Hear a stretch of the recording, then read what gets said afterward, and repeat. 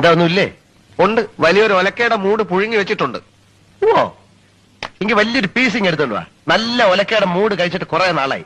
ഓ, കുറച്ച് ദിവസത്തേക്ക് ഞാൻ മദിരാശി വിടുക. സന്തോഷം.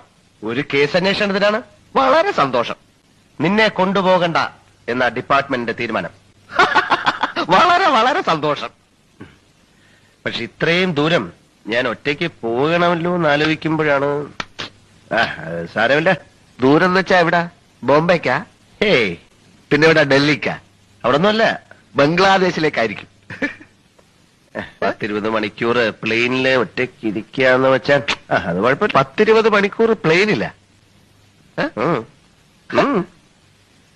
കേസ് അന്വേഷണം അമേരിക്കയിലാണ്. അമേരിക്കയിലാണ്.